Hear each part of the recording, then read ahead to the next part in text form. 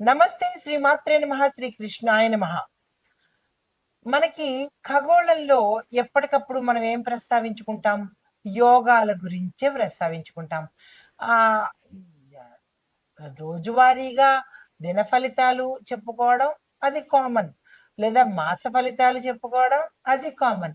కానీ యోగాల గురించి చెప్పుకోవడము, ఎవరెవరికి ఏ యోగం వర్తిస్తుంది, ఆ యోగంలో మేమేం చేయాలి, ఏం చెయ్యకూడదు, ఆ యోగంలో ఏం లాభాలు వస్తాయి అనే క్యూరియాసిటీ గానీ, అనే ఉత్సాహం కానీ, లేదా అంటే కొంత టెన్షన్ కానీ ప్రతి ఒక్కళ్ళకి ఉంటుంది కదా! అయితే దానికోసమే నేను ప్రత్యేకంగా యోగాల గురించి మాత్రమే మీకు తెలియపరుస్తాను. అయితే ఇప్పుడు మనకి అక్టోబర్ నెలలో సెప్టెంబర్ మధ్య నుంచి అక్టోబర్ నెలలో మనకి 3 రకాల రాజయోగాలు గోచరిస్తున్నాయి.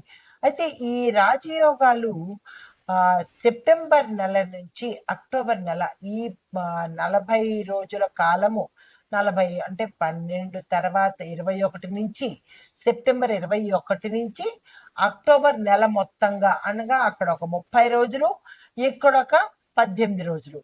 ఈ మొత్తంగా మనకి 48 రోజుల పాటు విశేషమైన ఫలితాలు ఇవ్వబోతున్నారు.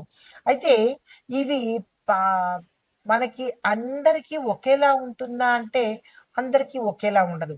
కొన్ని రాశులకి మంచి పరిస్థితులు, కొన్ని రాశులకి మిశ్రమ పరిస్థితులు, కొన్ని రాశులకి గడ్డు పరిస్థితులు ఉండే అవకాశం ఉంది. అయితే ఈ ఇంపాక్ట్ మనకి మనుషుల మీదేనా? లేదంటే దేశకాలమాన పరిస్థితుల మీద కూడా ఉంటుందా అంటే కనుక, అందరి మీద ఉంటుంది. పశుపక్షాదులు, దేశం మీద, మనుషుల మీద, ప్రతి ఒక్కళ్ళ మీద ఆ ఇంపాక్ట్ ఉంటుంది. మనుషులం కాబట్టి మనం తెలుసుకుంటాము. మరి పశుపక్షాదులు దేశానికి ఎలా తెలుస్తుంది అంటే, దేశానికి సంబంధించినటువంటి విషయాలు కూడా మన పంచాంగకర్తలు సవివరంగా తెలియచేశారు. అయితే ఇప్పుడు మనకి అక్టోబర్‌లో ఈ గ్రహ సంచారాలు రాబోయే అంశాలలో ఎవరెవరు ఎలా ఉండబోతున్నారు అనేది కనుక చూసినట్టయితే, సూర్యుడు కన్యా రాశిలో తులా సంచారం చేస్తూ అక్టోబర్ 17న తులలో ప్రవేశించి అక్కడ ఆహ్, అంటే మనకి స్థిరంగా ఉండిపోయే అవకాశాలు కనబడుతోంది. అలాగే బుధుడు, శుక్రుడు, కుజుడు, గురుడు, శని కుంభరాశిలోను, తర్వాత రాహు మీనంలోను సంచారం చేస్తూ ఈ గ్రహణం మనకి అక్టోబర్ నెలలో సెప్టెంబరు 21 నుంచి మనకి గ్రహణం కూడా రాబోతోంది. ఆ గ్రహణాల ఇంపాక్ట్ కూడా మనకి దీని మీద పడే అవకాశం ఉంది. అయితే 3 శక్తివంతమైన రాజయోగాలు ఏమిటయ్యా అంటే కనుక, ఒకటి గజకేసరి యోగము మనం ఇందాక చెప్పుకున్నట్టు, అంటే గత వీడియోలో చెప్పినట్టు గజకేసరి యోగము, ధనయోగము, దీంతో పాటు రాజయోగం కూడా మనకి రాబోతోంది. అయితే ఈ 3 కలిసి ఒకే రకమైన ఇంపాక్ట్ ఇస్తాయా అంటే, కొంతమందికి ఒకే రకమైన ఇంపాక్ట్ ఇవ్వచ్చు. మరికొంతమందికి మిశ్రమ ఫలితాలు ఇవ్వచ్చు. అయితే ఎవరెవరికి ఏమి ఫలితాలు ఇస్తున్నాయి అనే అంశం చూసినట్టయితే గనక, ముందుగా దేశ కాలమాన పరిస్థితులు తెలిసేసుకుందాము. అయితే దేశ పరిస్థితి చూసినట్టయితే కనుక, దేశంలో రాజకీయ పరిస్థితి అకస్మాత్తుగా కొన్ని కొన్ని రాజకీయ నిర్ణయాలు తీసుకోవాల్సిన పరిస్థితి ఏర్పడడంతో పాటు ఇవి యొక్క దేశాన్ని ప్రభావితం చేసేటట్టుగా కూడా ఉంటాయి. అయితే రాజకీయ కూటములు, విస్తరణలు, సంస్కరణలు కూడా ఈ సమయంలో ప్రవేశపెట్టవచ్చు. ఆర్థికంగా చూసుకున్నట్టయితే గనుక మనకి స్టాక్ మార్కెట్‌లో ఫ్లక్చుయేషన్స్ ఒస్తాయి. హెచ్చుతగ్గులొస్తాయి. అంటే మన బంగారం ధరలు పెరగడము, మళ్ళా తగ్గడము, మళ్ళా పెరగడము, తగ్గడము. ఇట్లాంటి అనిశ్చితమైన పరిస్థితులు ఏర్పడతాయి. ఐటీ సాఫ్ట్‌వేర్‌లు కూడా కొంత ఫ్లక్చుయేషన్‌కి గురి అయ్యే అవకాశాలు, కొంతమందికి ఐటీ ఉద్యోగాలు కోల్పోవడము, ఇలాంటి అనిశ్చితమైన పరిస్థితి, స్థిరము లేని పరిస్థితి కనబడుతుంది.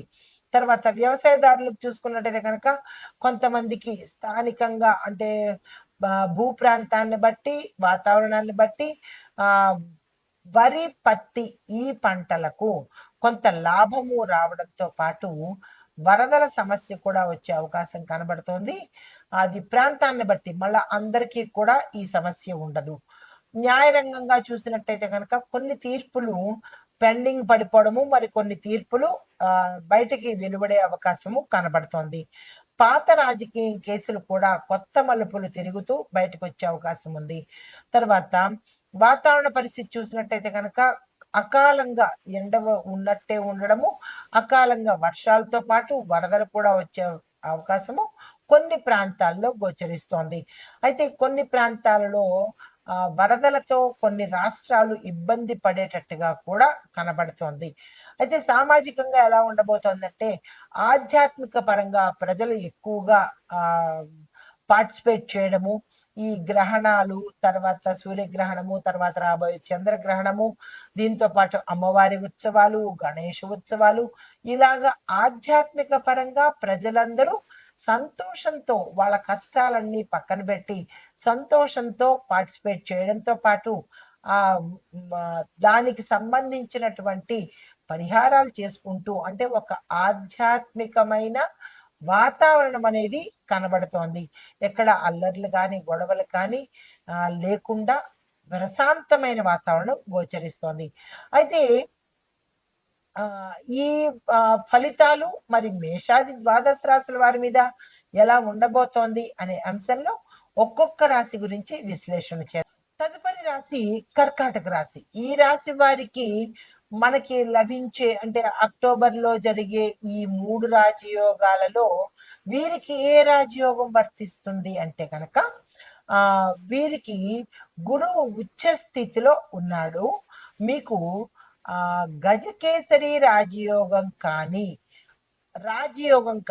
ఈ రెండిట్లో ఏదైనా ఒకటి మీకు వర్తించే అవకాశం కనబడుతోంది. 3 రాజయోగాలు చెప్పుకున్నాము. గజకేసరి రాజయోగము, ధన రాజయోగము, ఓన్లీ రాజయోగము. అయితే మీకు ఇక్కడ 2 రాబోతున్నాయి. 2 యొక్క ఫలితాలు మీకు వర్తిస్తాయి. అది ఏ రంగంలో ఉన్న వాళ్ళకి వర్తిస్తాయంటే కనుక దాని యొక్క ఫలితము స్థిరచరాస్తులు మీరు కొనుక్కోవడం కానీ, రావడం కానీ, లేదా నిలుపుకోవడం కానీ చేస్తారు.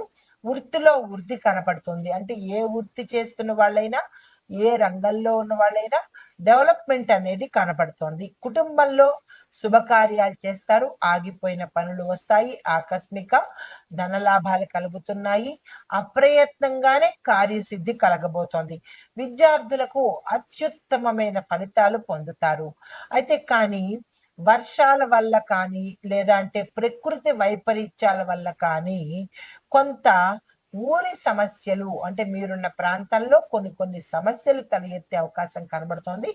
అదే పల్లెటూర్లు వేరే ఊర్లో అయితే కనుక వరదల ఉధృతికి కానీ, లేదా వాతావరణ మార్పులకు కానీ కొంత డ్యామేజ్ అయ్యే అవకాశం కనబడుతోంది. ఈ విషయంలో జాగ్రత్తలు తీసుకోండి.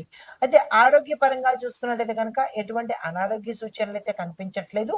కుటుంబ పరంగా కానీ, లేదంటే మీ డిఎన్ఏ ప్రకారంగా కానీ, లేదా అంటే దీర్ఘకాలికంగా ఉన్న అనారోగ్యాలు ఏవైనా ఉంటే అవి బయటకు వచ్చే అవకాశం కనబడుతోంది. అలా వస్తే కనుక డాక్టర్ పర్యవేక్షణ తప్పనిసరిగా తీసుకోండి.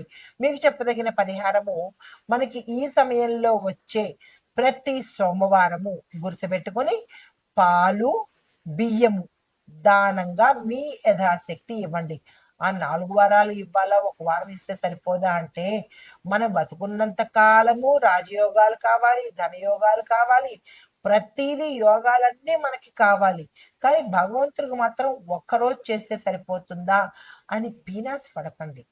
ఇచ్చేది భగవంతుడు కాబట్టి 4 వారాలు ఇవ్వండి. మీ స్థాయిని బట్టి ఇవ్వండి. బాగా ధనవంతులైతే 1 లీటరు, 2 లీటర్లు, 3 లీటర్లు అలా ఇచ్చుకోండి. 2 కేజీలు బస్తాను అలా ఇచ్చుకోండి. మరీ కడుగు పేదవాళ్ళైతే కనుక మీ యథాశక్తి 1 పాల ప్యాకెట్టు, 1 కేజీ బియ్యము ఇలాంటివి ఇచ్చుకున్నట్టయితే, మనం ఇచ్చేదేమో ఆవగింజంత, భగవంతుడేమో కూష్మాండం అంత ఇవ్వాలా? కాదు కదా. మనం ఎంత ఇస్తే ఆయన అంతే ఇస్తాడు. ఈ విషయం మాత్రం ప్రతి ఒక్కళ్ళు గుర్తుపెట్టుకోండి. మీరు ఎంత ఇస్తే ఆయన అంతే ఇస్తాడు. దానాల విషయంలో పింగించకండి, పీనాస్తనం పడకండి. ఈ దానాలు కనుక చేసుకున్నట్టయితే మీకు మంచి ఫలితాలు వచ్చే అవకాశం కనబడుతోంది. అక్టోబర్ నెల మంచి మంచి అదృష్టవంతమైన నెల ఈ 2025. దీన్ని మీరు ఎంతలా ఉపయోగించుకుంటారో అనేది మీ చేతుల్లో ఉంది.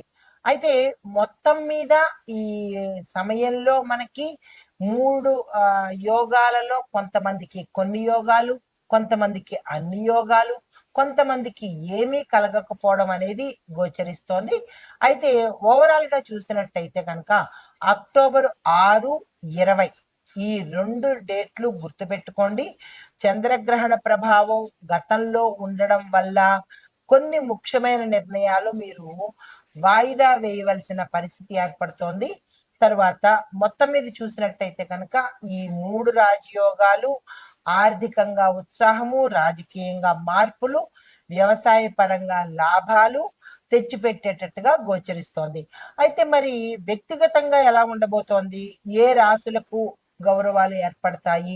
ఏ రాశులకు ధనయోగం కలుగుతోంది అనేది ముందుగా మీకు చెప్పడం జరిగింది. అయితే కొన్ని రాశుల వాళ్ళకి పదవి, ధనము, గౌరవము, సౌఖ్యము ఇవి మాత్రం కలిగేటట్టుగా కనబడుతోంది. ప్రతీదీ మీకు సవిస్తరంగా తెలియజేశాను.